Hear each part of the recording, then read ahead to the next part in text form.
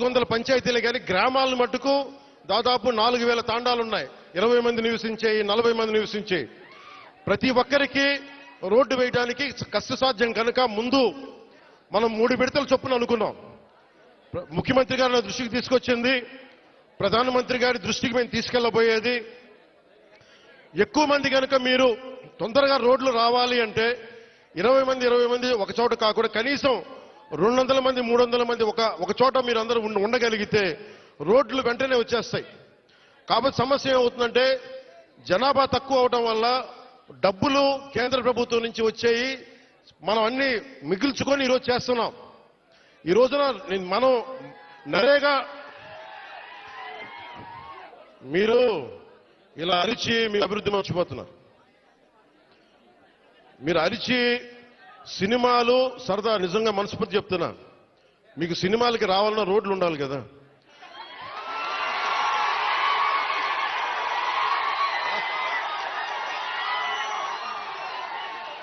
అలాగే మీరు ఉపాధి అవకాశాలు కావాలన్నా డబ్బులు ఉండాలి. డబ్బులు రావాలంటే ఎక్కడి నుంచి చేస్తాం? వెనకాల పెరట్లో చెట్లు కొడితే డబ్బులు వస్తాయా? మనం ఏదో స్కిల్ నేర్చుకోవాలి, ఒక సమర్థత ఉండాలి. దానికోసం మనం సంపూర్ణమైన ప్రయత్నం చేస్తా ఉన్నాం. నేను మీకు ఈరోజు మాటిస్తున్నా, నేను 2017లో చెప్పినప్పుడు మాట ఇచ్చాం, వెనక్కి వెళ్ళాం, నిలబడ్డాం. అలాగే ఈ రోజున ఇంకో మాట ఇస్తున్నాం. గౌరవ ముఖ్యమంత్రి నారా చంద్రబాబు నాయుడు గారి తరపు నుంచి కానీ, కూటమి ప్రభుత్వం తరపు నుంచి కానీ, మన మంత్రివర్గ సహచరులు కానీ, ఎమ్మెల్యేల తరపు నుంచి నేను ఒకటే మాటిస్తున్నా, ఇక్కడికి ఈరోజు వచ్చి రోడ్ల కోసమే రాలేదు నేను. మీ కష్టాలు తెలియాలి, మీ బాధలు తెలియాలి. నేనున్నా ఈ రోజున. అలాగే యువతకి ఉపాధి అవకాశాలు కల్పించాలంటే మీకు ఎలాంటి స్కిల్ మీకు కావాలి, ఇది నేను ఒక 5 సంవత్సరాలు చెప్పట్లా, వచ్చే సంవత్సరం లోపే మీకు ఏమి చేస్తే ఇక్కడ బాగుంటుందో అనేది నేను 3 పర్యాయాలు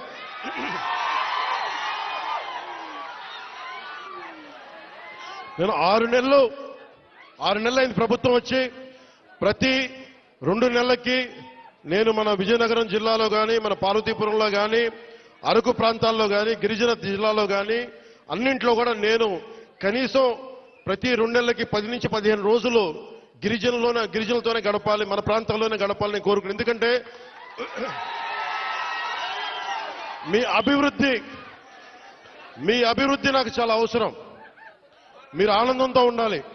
70 సంవత్సరాల తర్వాత కూడా ఇంకా మీరు మందులకి, ఇంకా మీరు రోడ్లకి, ఇంకా మీరు ఉపాధి అవకాశాలకి బాధపడుతుంటే చలించే వ్యక్తి నేనున్నాం, దానికి స్పందించే వ్యక్తి ముఖ్యమంత్రి గారు ఉన్నారు. మా ఇద్దరి బాధకి మీకు న్యాయం చేయడానికి నరేంద్ర మోదీ గారు ఉన్నారు. మేమందరం మేము ముగ్గురం మీ బాధలను అర్థం చేసుకొని నేను వాళ్ళందరి తరపున క్షేత్రస్థాయిలో మన మంత్రివర్గ సహచరులతోటి ఎమ్మెల్యేల తరపున అందరితోటి కలిసి నేను ప్రతి గ్రామం పర్యటించి కష్టాలు తెలుసుకొని కొంతమంది పెద్దల్ని పిలిచి అవసరమైతే ఎలాంటి అభివృద్ధి ఇక్కడ అద్భుతంగా ఉంది, చూస్తూ ఉంటే చాలా అద్భుతంగా ఉంది. ఉదాహరణకి ఇలాంటి ఇల్లున్న చోట మంచి ఇల్లు చేసి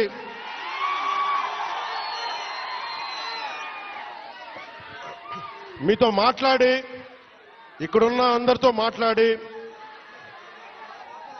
అమ్మా కూర్చోండి, మీరు కొంచెం పక్కన రోడ్. ఇలాంటి సుందరమైన ఈ కనిపించే చోట ఇలాంటి కొంత మైదానం ప్రాంతంలో కనిపిస్తే ఇక్కడ పల్లంగా ఉన్న కంటే ఎత్తు పల్లా లేకుండా చదరంగా ఉండే ప్రాంతంలో నిజంగా ఇది హోమ్ స్టేట్ అని అంటాం. అమెరికా లాంటి చోట్ల, విదేశాలు లాంటి చోట్ల ఏం చేస్తారంటే ఇలాంటి చోట్ల ఇలాంటి ఇళ్లలో వచ్చి ఉండేలాగా వాళ్ళకి కావాల్సిందల్లా శుభ్రంగా ఉండాలి. విదేశీయులు వస్తారు, చాలా మంది అడవుల్ని అర్థం మనకి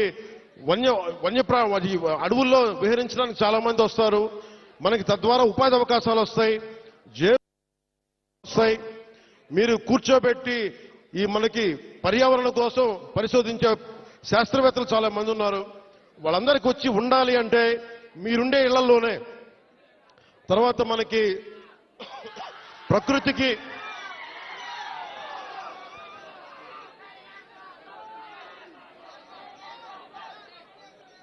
5 సంవత్సరాల్లో ఒక 5 సంవత్సరాల్లో గత ప్రభుత్వం చేసిన తప్పుల్ని ఎండగట్టి గొంతు పోయింది.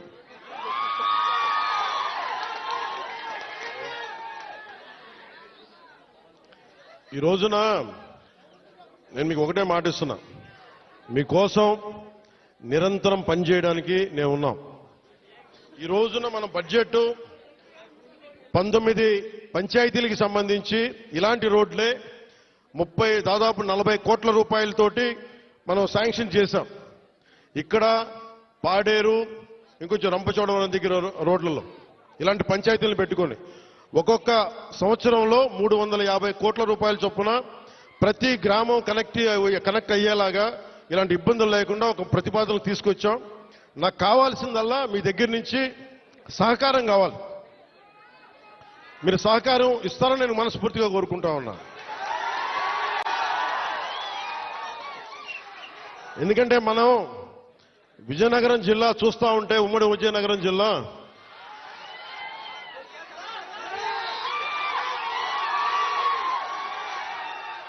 అడవుల్లో కాదు, ఇంత సుందరమైన ప్రాంతంలో పుట్టిన మీరు అదృష్టవంతులే. నేను నిజంగా నా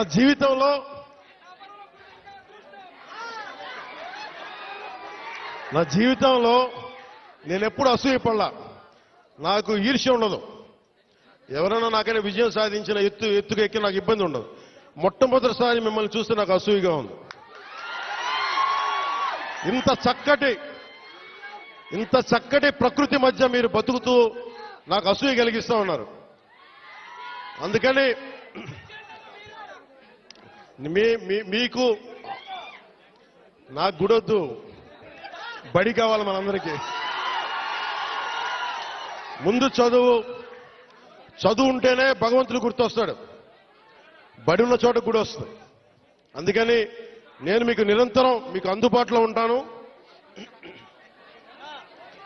కలెక్టర్ గారికి కూడా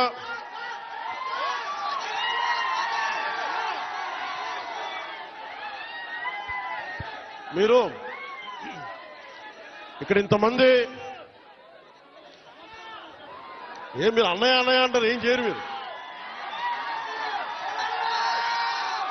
యువత ఇంతమంది ఉన్నారు.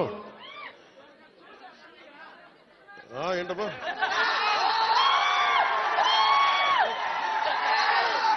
యువత ఇంతమంది ఉన్నారు. నేను కోరుకునేదల్లా మీకోసం పనిచేసేవాడు ఒకడు కావాలి. కూటమి ప్రభుత్వం మీకోసం పనిచేస్తుంది. చంద్రబాబు నాయుడు గారికి ఒకటే చెప్పాను, సార్ మనం నిలబడాలి అంటే నేను ఒకటే చెప్పాను. ఇంటెలిజెన్స్ కానీ పోలీస్ శాఖ కూడా చెప్పారు, ఈ వర్షంలో ఎందుకు సార్ మీరు ఎందుకు ఆగిపోండి అంటే నేను ఒకటే చెప్పాను.